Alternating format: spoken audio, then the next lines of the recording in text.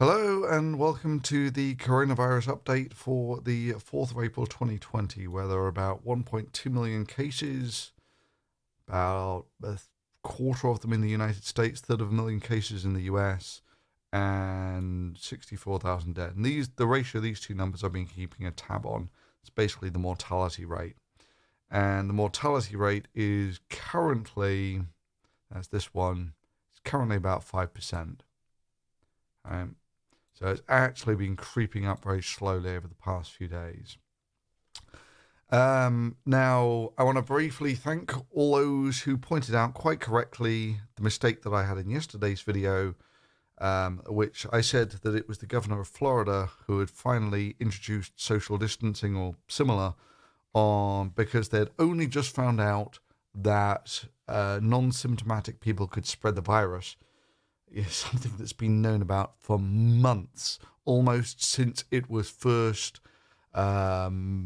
discovered. They've known this. Anyway, it wasn't the governor of Florida, it was Georgia. I briefly want to take a look at how the American stats are doing for spreading the virus. So this is what Italy looks like. These are the world spread rates of about 1.3. Once the world spread rates get down to 1, you've essentially got everything under control. Italy is arguably slowing down in how it's doing there. America did look very hopeful early on that it would be able to get it under control in just a couple of weeks. Now it looks much more like it's following Italy, which means that you're in for at least another 2 weeks of this sort of thing. In terms of the death rates, I did actually make a prediction early on that Italy's death rates would peak at about 2,000 a day, and they didn't. They were about half of that. But I've been following the American number of dead per day, and my predictions here were about 3,000 to 6,000 per day was going to be the cap. Arguably this is going to, it's going to go up significantly higher than it is at the moment. And then, of course, you're going to have the long tail on the backside.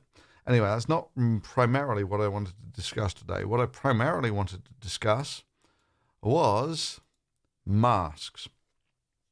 And should you be wearing a mask? Are they effective? That sort of thing. Well, should you wear a mask? Are they effective? Yes and no. You see, the thing is that masks are effective, but that doesn't necessarily mean you should wear them. I mean, if you've been following the WHO advice on this, they basically say, no, you shouldn't be wearing a mask. So why would the WHO be telling you that if they know that this is effective in some way, shape, or form? And the answer is fairly simple. The WHO has a fairly shrewd idea, or at least I assume they do, of what the stockpiles of effective face masks are, surgical type face masks are in the world, and roughly what the production capacity is. The thing is that the place where you absolutely need these sorts of masks is in hospitals for the first responders. I mean, hospitals is usually where sick and weakened people aggregate anyway. And in times of an infectious disease, I mean, normally what happens in an infectious disease when you get a pandemic like this is you have isolation hospitals, which deal only with the people with infectious diseases, because otherwise, if they all go to the hospital, you run the risk of basically killing everyone in the hospital. So the one place where it's absolutely essential to have your face masks or a supply of face masks is hospitals. And, if the choice is depleting your stockpiles such that you can have a nominal decrease on the spread rate in the population, it's not worth it. You're much better off having the face masks in the hospitals because, first of all, the first responders, the doctors, nurses, that sort of thing, they need to protect themselves from the patients, and they need to make sure that if by some chance they've been infected, that they absolutely don't spread it to everyone else. So for them, it's an absolute must. But what about for everyone else in society? I mean, this is the thing. If the WHO look, it's sort of fairly obvious if you think about it that, well, what do you reckon the stockpile of surgical masks is in the world? Well, maybe enough for the hospitals and maybe 1 million other people, for, say, a country of 300 million people. Well, if all of a sudden, you sort of tell your people to start wearing surgical masks, your stockpile's gone in an instant. And then you look at, well, what are your prospects for making, say, for instance, a surgical mask for everyone in America at whatever, 300 million surgical masks? You basically don't have that production capacity. So this is, I think, one of the reasons why the WHO sort of says, let's not deplete surgical mask stockpiles to, for people to wear casually. Well, what about for everyone else in the wide world? What if you're not wearing a surgical mask, but something more along these lines? Just a face covering of some sort. Well, it depends.